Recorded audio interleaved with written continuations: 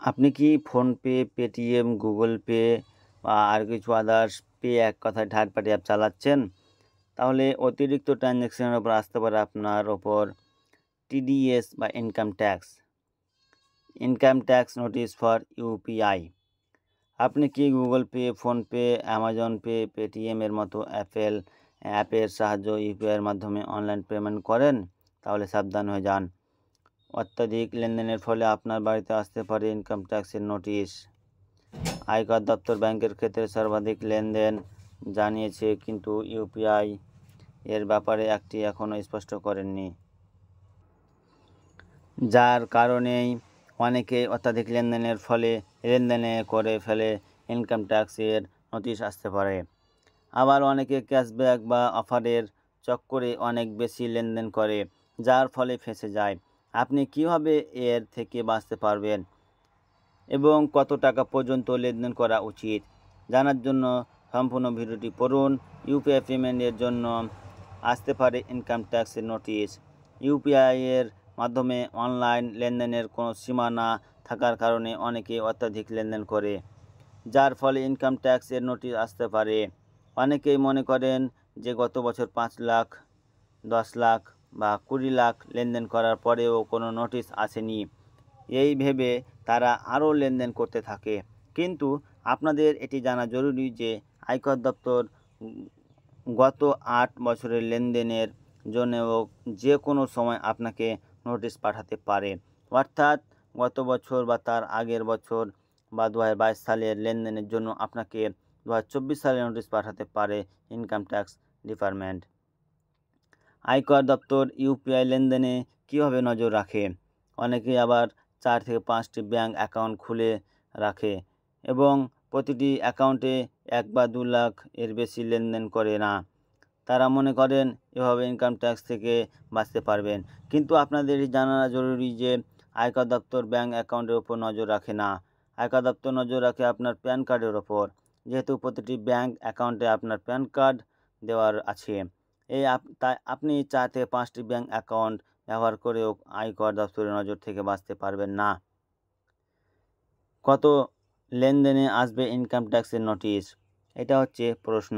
অনেকে এটি জানেন না যে পুরনো আয়কর নিয়ম অনুযায়ী বছরে 5 লাখ টাকা পর্যন্ত এবং নতুন নিয়ম অনুযায়ী 7 লাখ টাকা পর্যন্ত আয়ের ক্ষেত্রে ইনকাম ট্যাক্স দেওয়া প্রয়োজন নেই। তবে আপনার যদি 5 লাখ টাকার কম ইনকাম হয় এবং 2.5 লাখ টাকার বেশি ইনকাম হয়, তাহলে আপনাকে ইনকাম ট্যাক্স না দিতে হলেও আইটিআর রিটার্ন ফাইল করতে হবে। পুরনো ইনকাম ট্যাক্স নিয়ম এবং নতুন ইনকাম ট্যাক্স নিয়ম অনুযায়ী কত টাকা ইনকামের ওপর কাদেরকে কত ইনকাম ট্যাক্স দিতে হবে। ইউপিআই এর মাধ্যমে অনলাইন লেনদেনের কোনো সীমা না থাকার কারণে অনেকে অত্যাধিক লেনদেন করে যায়, ফলে ইনকাম ট্যাক্সের নোটিশ আসতে পারে। অনেকেই আবার ক্যাশব্যাক এর চক্করে অযথা বন্ধুদের সাথে লেনদেন করে। আবার অনেকেই ছোটোখাটো ব্যবসার জন্য ইউপিআই ব্যবহার করে, যার ফলে তাদের লেনদেন অনেক বেশি হয়ে যায়। এই সমস্ত সমস্যা থেকে কীভাবে বাঁচবেন জেনে নিন। শুধুমাত্র প্রয়োজনে লেনদেন করুন। বর্তমানে অনেকে শুধুমাত্র কিছু টাকা ক্যাশব্যাক পাওয়ার জন্য বাড়তি লেনদেন করে, এক কথায় বেশি লেনদেন করে।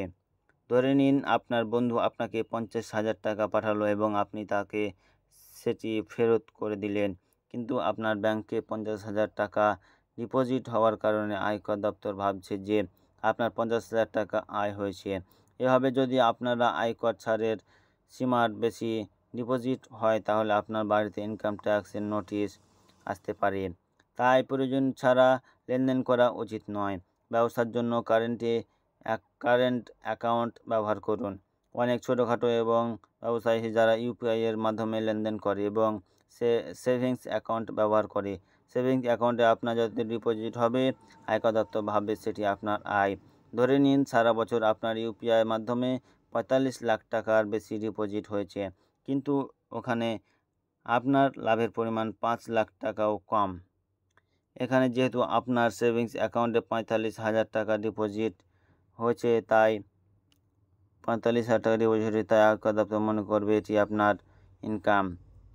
তাই ব্যবসায় বছরে 50 থেকে 60 লাখ টাকার লেনদেন করলে কারেন্ট অ্যাকাউন্ট ব্যবহার করার চেষ্টা করুন।